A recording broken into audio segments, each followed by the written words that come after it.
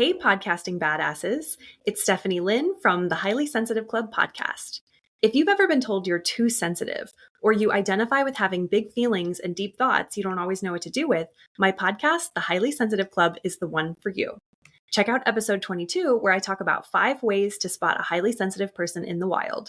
You are listening to Podcasting Badass, podcast tips and mindset tricks for success and monetization. Here's your host, Sober Steve, the podcast guy. Hey there, podcasting badasses. It's your host, Sober Steve, the podcast guy. And today I am going to be sharing with you 3 groups of people who will almost definitely never listen to your podcasts. This is a lesson that I've taken years to learn and accept and feel very comfortable with sharing with all of you. And I'm going to warn you that not all 3 of them are going to go down as easy as you think they will. A couple of them might even be a relief, but one of them might hurt. So bear with me as we dive into this week's topic. And the reason why that topic is so important to me is that we're looking to make big waves with our podcast. We're looking to make a big difference. We're looking to make impact on people's lives. And so oftentimes we're also at the same time trying to make everyone happy, or at least that's what I did for so long. I was so worried that when I went behind the microphone and started talking into it, that what people would think of me when they heard what I had to say, that I tried to make sure that what I was saying would make everyone who could possibly listen to it happy. And that is not a way to succeed at podcasting. I've learned if you're going to be a podcast badass, you've got to be willing to make waves. And for that, you've got to get loud with your not only voice, but with your opinions. You need to be willing to get raw and vulnerable and open and honest. And one of the major stumbling blocks for me at first with that is I was worried about who might hear the podcast. And that is why I am very happy to report that your family and close friends will almost definitely not listen to your podcast unless your podcast is about something that your family and friends are interested in. Yes, I was so nervous when I started podcasting that the people in my life that I might reference or talk about might hear what I had to say. And not even that I was talking shade or being messy with it, but I was afraid of saying something that might get back, talking with one of my podcasts being about my recovery journey. It involves talking a lot about your history. And I was worried about what my parents might think if they heard me talking about some of the things from my childhood that weren't great. And I was so nervous about it. And I can honestly say, after having over 200 episodes of 2 different podcasts, over 400 episodes of content, that the number of podcast episodes my parents have listened to is 0. And not only my parents, but also my in-laws, who also, I did a podcast with almost 200 episodes with their son, who they love and adore. And we would say, even listen to this episode, listen to that episode. Guess what? They don't listen to podcasts. They didn't want to hear us talk about movies for an hour. So they didn't listen to our podcast where we talked about movies for an hour. My parents weren't interested in my sobriety journey because they're not on my sobriety journey with me. Unless these people that are in your lives have something that they want to get out of listening to your podcast, they're not going to be listening to your podcast. You don't have to worry about what your mom or your dad or your siblings or your aunt or your high school teacher or anyone in your immediate group might think. Like I said, unless your podcast is shit talking my friends, I doubt your friends are going to bother tuning in unless it is directly aligned with what they are looking for in their life from a podcast, in which case at that point, that relationship shifts from them being a friend who's listening to your podcast like for you to being someone who's actually your target demographic, in which case that dynamic shifts. And also, again, you don't really need to worry about what you're going to say for them, because if they're interested in what you want to say on this topic, they want to hear your real thoughts. So that is my advice to you, no matter what it is you're talking about, whether it's business related, hobby related, personal related. Do not be afraid of what your friends and family might think of you, because they're never going to listen to you anyway. Hopefully that one feels like a relief. I know that was very liberating when I realized that I could just talk freely about whatever I wanted to say on whatever topics that I had to say and not worry about my parents. But then I also had to worry about friends and coworkers and people in my real life. At one point, I was doing a senior living related podcast. It was like in my industry. And now that I'm podcasting, I'm a podcast coach. I coach people about podcasting. It's something that I'm sharing with other podcasters. I might have to worry about what some of my opinions are because of what my peers might think, but I just have to push that out of my mind whenever I get behind the microphone and I'm ready to hit record, because, again, if people are listening to my podcast that are friends of mine or professionals in my industry or related industries that are interested in possibly working with me, they're not here for me to say, here's the things that's going to make everyone happy about everything, or, they're not worried about me ruffling feathers. They're here to hear what I have to say about the topic that I'm here to talk about, not worry about that. An example of number two that was very helpful was when I was working in senior living and doing a senior living related podcast and talking about events. And there were some events that I wanted to cover and some that I didn't want to cover. And I felt so guilty about the certain events that I didn't cover because I was afraid that they would hear that they weren't talked about on the podcast or that I missed that their event was happening. And I realized that, again, unless they were specifically listening to my podcast because they wanted that information every single week, they would never listen to it.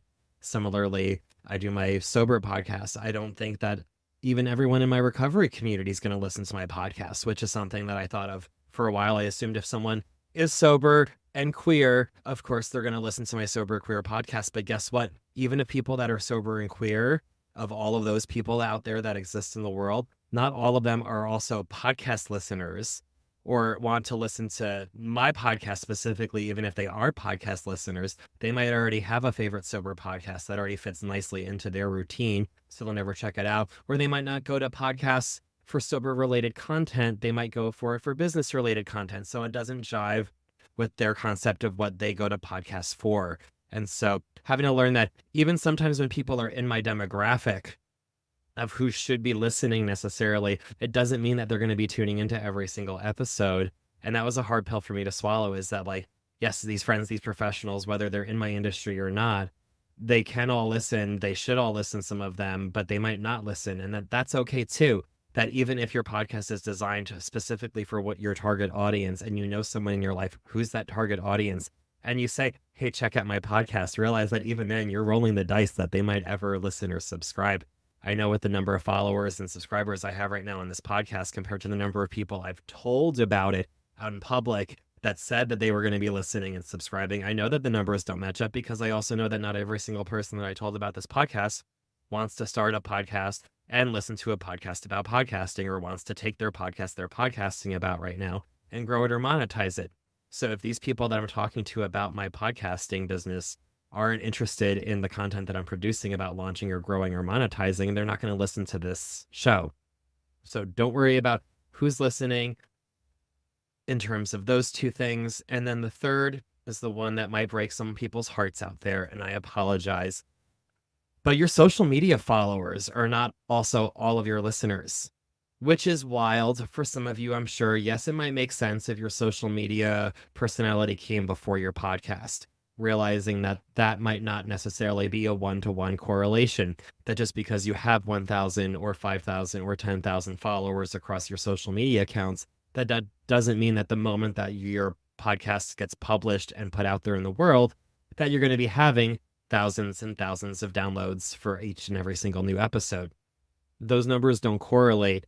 And hopefully that's something that a lot of people can come to terms with and grasp, because your podcast might have come afterwards. But even something that was difficult for me to wrap my mind around was that I have people who follow my social media content for my Gay A podcast specifically about queer sobriety that have never listened to episodes. And they've been following me and commenting on my posts, and they're queer and they're sober. And I was like, of course they listen to episodes every single week, because they're commenting on all these posts that I have and all these conversations I'm having in my stories about sobriety and being queer and like living out loud and recovering out loud, and all these people who are so engaging in my social media account for my podcast.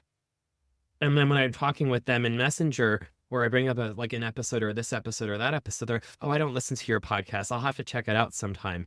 But because people will find us on social media because of the content that we're producing, and again, to convert them to listening to a podcast, there's going to be barriers there depending on the way that we're talking about our podcast on our social media and the way we're talking about our social media on our podcast. That relationship might not be as mixed as we would think it might automatically be. But also just realize that there are some people where you will have to meet them where they are, because they won't meet you where you are. You can be talking with people on TikTok or Instagram or Facebook or whatever social media is your favorite platform, and talk to them about your podcast until you're blue in the face, and they'll engage with you and constantly bat back and forth and always respond to your messages. but they might never ever listen to an episode because they don't listen to podcasts. And that is okay. It is okay that your followers don't listen to your podcast. It's okay that your coworkers who should be listening to your podcast, or your industry professionals who should be listening, or your friends who would really benefit from it, or all these people that you know should be listening to your podcast might not be listening to it. And your friends and family that have no interest in your podcast content sure as hell are not listening to your podcast. So those are people who are not listening to your podcast. So you might be left wondering who is listening to your podcast. And that is your target audience of the people that you are speaking to, which is why it's so important for you to be very specific in the content that you're producing, to make sure that you know who your audience is, so that when you're talking to them, you're talking to them as yourself, comfortably and authentically, and you're talking to the audience with the message that you feel and that they need to hear, and you're not worried about all those other people out there who are never going to listen to your podcast. You need to be able to feel comfortable just talking to the right people, because at the end of the day, there's over 8 billion people in the world. Let's pretend that your podcast is so niche that you can only possibly have 1% of the world will actually want to listen to your podcast. That still means that there's over 80,000 people in the world right now waiting to listen to your podcast. So you are not necessarily talking to 8 million people when you get behind the microphone. You're talking to that 1%. You're talking to your people who need to hear your message. So make sure that when you are getting behind the microphone, you're not worried about the people that aren't listening. You're worried about the people who are. Those are your listeners. And that's my hot take on your listeners versus non-listeners. I'd love to hear your thoughts on that. You can let me know by engaging with me on all the social medias. I'm on Instagram at Podcasting Badass.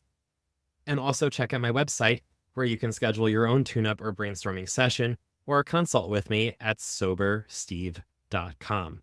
Until then, keep on podcasting, badasses.